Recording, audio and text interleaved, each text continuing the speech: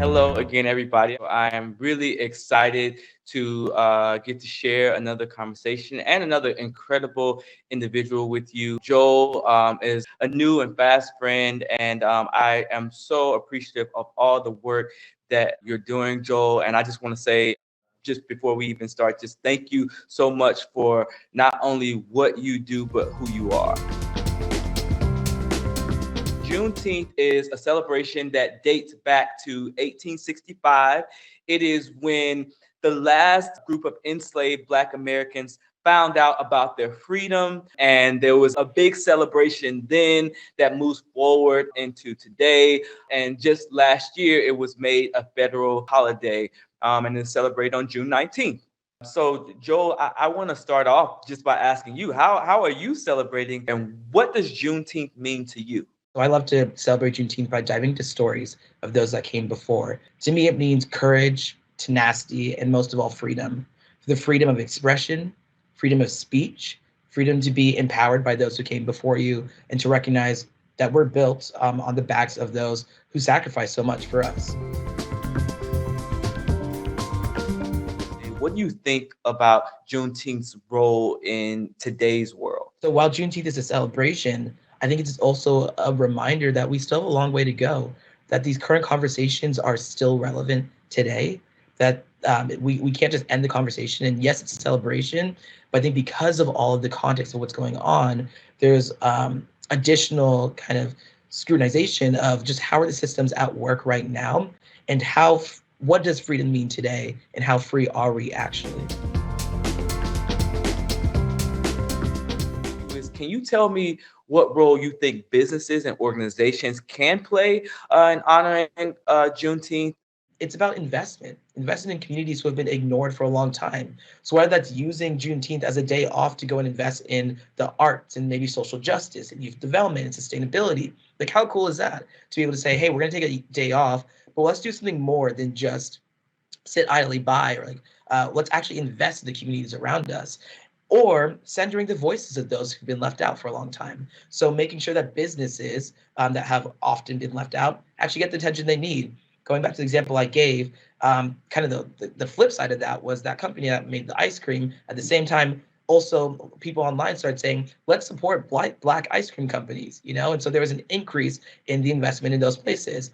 People that had been looked over for a long time just because their stories weren't able to get out there as much as other companies that had maybe more funds or more of that political capital.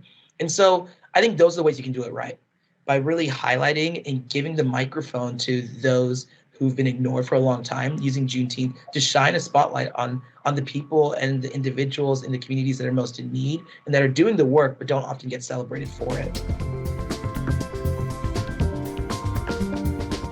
What can organizations or companies like Barclays do to help fight the racial disparities within the healthcare system? And then what can just the average person do? So I think investment, first and foremost, is a huge thing into researchers, into individuals. So much work being done. And the funny thing is, a lot of the videos I put out, it's not new content.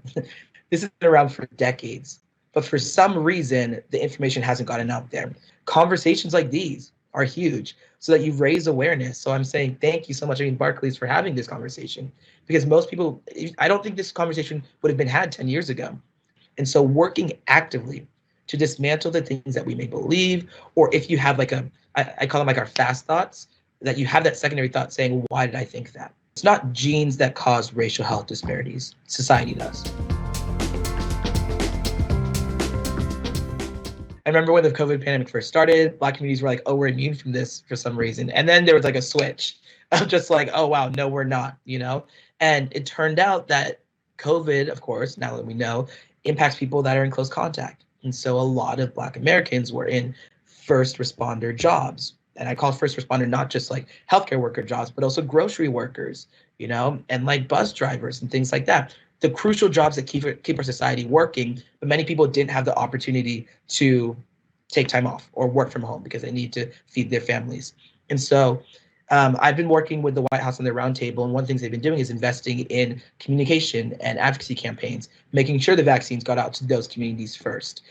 When they were traditionally they'd be left out, making sure that using spokespeople, whether that's pastors or whether that's local businesses or barbershops, wherever people go to, getting those resources in the hands of people. So that's been a huge push overall. And then there's also been documentaries. I think that came out. There's one that just came out recently that the Smithsonian and Harpo Studios put together called The Color of Care. And I think I watched it and it was powerful to see the impact that it had on communities, but also to see what physicians were doing to get on the ground in these communities to make sure that they were helping out people that were often marginalized and left out of the conversation.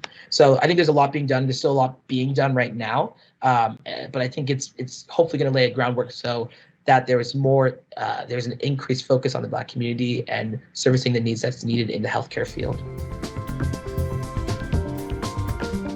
How do you see your career unfolding, and where do you think you'll focus your efforts as time progresses?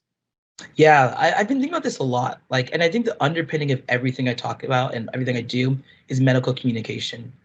Breaking down the barriers that exist between kind of the medical field and the layperson and trying to get that necessary crucial information so that patients can be empowered to feel like their voice matters in the doctor's office.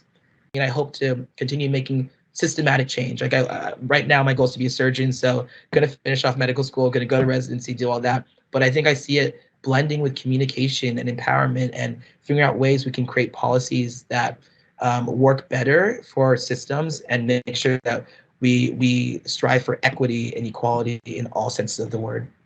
Yeah, man, we definitely, I mean, I would love to see that. We definitely want to keep your sound on for sure. No pun intended, man, because your voice is incredible and a very necessary voice. So please, please, please keep the communication going. Keep putting out these videos.